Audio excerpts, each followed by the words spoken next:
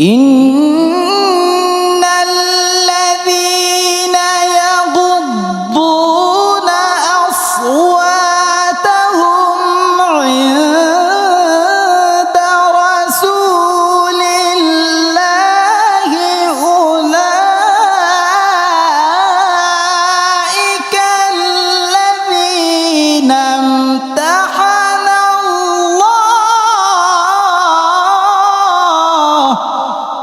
আমরা এবারের প্রতিযোগীকে ডাকছি চট্টগ্রামের বন্ধু আহমদ গনিকে। আসছে আহমদ গনি।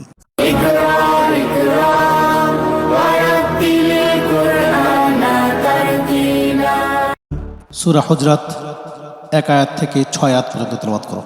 أعوذ بالله من الشيطان الرجيم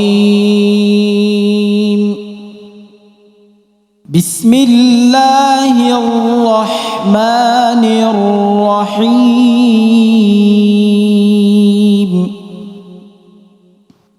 يا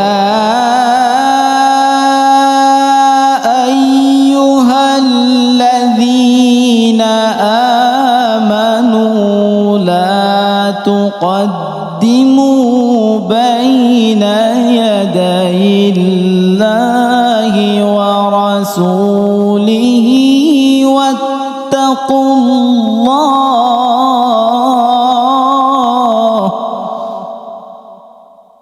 إن الله سميع عليم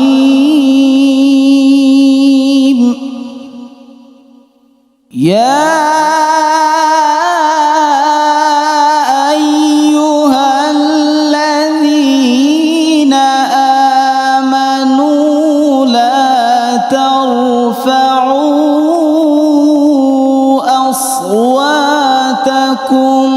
فوق صوت النبي لا ترفعوا أصواتكم فوق صوت النبي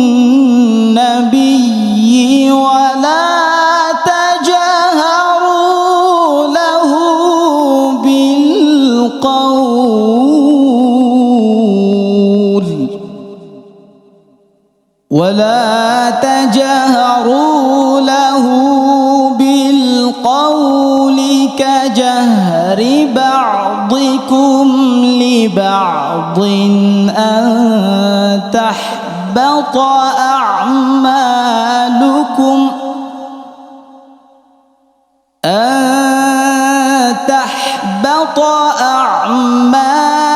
أعمالكم وأنتم لا تشعرون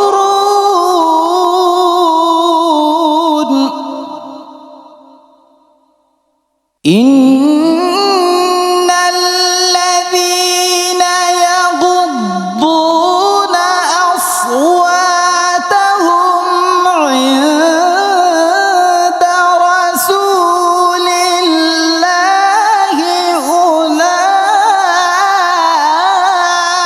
أولئك الذين امتحن الله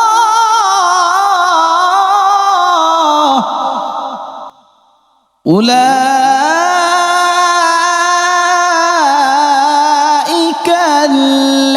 الذين امتحن الله قلوبهم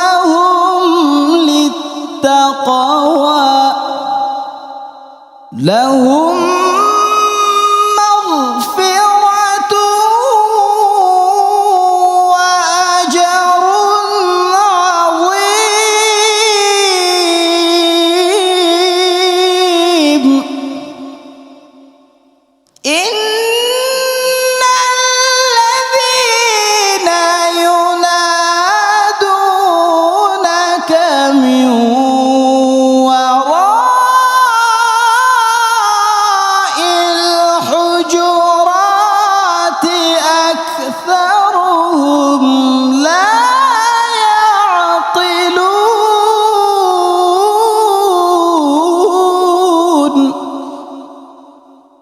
ولو أنهم صبروا حتى تخرج إليهم لكان خيرا لهم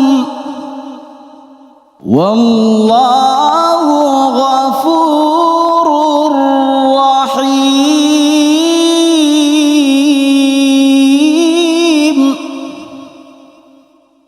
يا أيها الذين آمنوا إن جاءكم فاسق بنبأ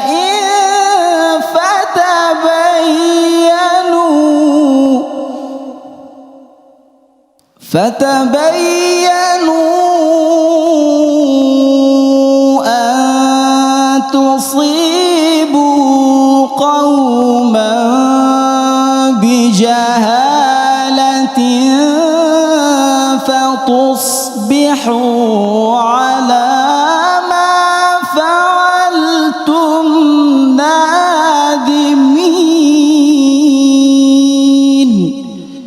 صدق الله العظيم আহমদ গনি, জীবনে নেমে আসুক অনেক অনেক গনি। সম্মানিত বিচারক, আহমদ গনি, মাশাআল্লাহ, তেলাওয়াত সুন্দর করতেছিলে।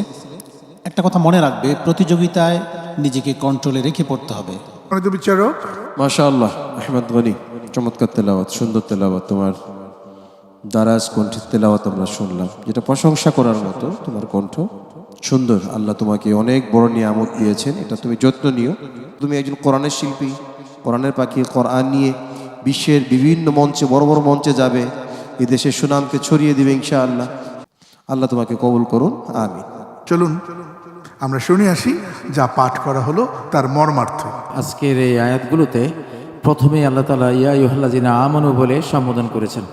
এই সম্বোধন যখনই করা হয় তখন বোঝা যাবে একটা অনেক বড় নেয়ামত এবং কল্যাণকর নির্দেশ আল্লাহ তাআলা আমাদেরকে দেবেন, যেহেতু ঈমানদার বলে তিনি সম্বোধন করেছেন। তো যেটা এখানে বলেছেন সেটা হলো, যে কোনো কাজ করার আগে আল্লাহ রাসূল কি বলেছে তোমাকে সেটা আগে জেনে নাও, তারপরে কাজটা করো। আগে জানো পরে কাজ করো। এমনটা নয় যে আগে কাজ করলে পরে পাস্তাইলে যে কি করলাম, এটা ভুল হয়ে গেল, এমনটা করো না। তো এই আয়াতগুলির, এই প্রাথমিক আয়াতগুলো নাজিল হওয়ার একটা শানে নজুল আছে, প্রেক্ষাপট আছে। সেটা হলো হযরত আবু বকর সিদ্দিক এবং ওমর ফারুক দুই ব্যক্তির নেতৃত্ব নিয়ে একটা ঝগড়া লিপ্ত হয়েছিলেন, আকরা ইবনে হাবিস আর কাকা ইবনে আমর। তো হযরত ওমর বলছিলেন ইনাকে আমির বানানো হোক, আবু বকর বলছেন না ওনাকে বানানো হোক। দুজনের মধ্যে এটা নিয়ে বচসা হলো। এমন তো হয়নি যে আমাকে বানানো হোক, না না না না, অন্য দুইজন, ওনারা কখনো নিজেরা ইমারত চাইতেন না। অন্য দুইজনের ব্যাপারে ঝগড়াটা হলো। তখন ওমর বললেন মা রাত্তাইল্লা খেলাফি, আবু বকর তুমি তো খালি আমার বিপরীত মুখালাফাত করারই তুমি সবসময় পরিকল্পনা করো। আবু বকর বললেন যে না না না, আমি কখনো এটা করি না। একটা বচসা হলো। পরে হযরত ওমর ক্ষমা চাইলেন। তো এইখানে সাহাবীরা বলতেন যে কাদাল খাইয়েরানে আইয়াহলেকা, উম্মতের সর্বোত্তম দুই ব্যক্তি এই ঘটনায় ধ্বংস হওয়ার উপক্রম হয়েছিল। আল্লাহ রাসূলের সামনে বসে তারা ঝগড়া করার কারণে এই আয়াত নাজিল হলো যে না, খবরদার, রাসূলের সামনে তোমাদের এই ঝগড়াটা করা উচিত হয়নি। রাসূল সাল্লাল্লাহু আলাইহি ওয়াসাল্লাম খুব একটু রেগে গেলেন যে হালান্তুম তারিকুলি সাহেবী, ওমরেরা তোমরা কি আমার দিকে তাকিয়ে আমার এই সঙ্গী গাড়ে শহরের সঙ্গীকে ছেড়ে দিতে পারো না? আবু বকরের সাথে কেন ঝগড়া যাও তোমরা? তিনিও আবু বকরের পক্ষ নিলেন। যাই হোক, তো পরে হয়তো তোমরা সামলে গেলেন। এখানে 6 নম্বর আয়াতে একটা বড় মূলনীতি বলেছেন যে কোনো মিথ্যাবাদী ব্যক্তি যদি কোনো ইনফরমেশন দেয়, কোনো সংবাদ পরিবেশন করে, যেমন আজকাল সাংবাদিকরা বহু সংবাদে দেয়, তো আল্লাহ বলছেন যে যদি তোমার তার ব্যাপারে আস্থা না থাকে, সে কি সত্য বললো না মিথ্যা বললো, তাহলে আগে যাচাই করবা, পরে ওই সংবাদ প্রচার করবা। ওইটা যাচাই না করে ওটা প্রচার করো না। যদি এইভাবে করো, প্রচার করে বসো, পরে দেখা গেল মিথ্যা সংবাদ, পরে তুমি লজ্জিত হবে। আল্লাহ তাআলা আমাদের তৌফিক দান করুন এগুলি মেনে চলার। আল্লাহ তাআলা আমাদের বোঝার তৌফিক দান করুন, আমিন। নিচ্ছি ছোট্ট একটা বিরতি, আশা করছি ফিরে এসে আবারও পাবো আপনাদের। চকিত সত্যবাণী নিত্য মহিয়ান, সাউতুল কোরআন, সাউতুল কোরআন, সাউতুল কোরআন আমার সিম সাউতুল কোরআন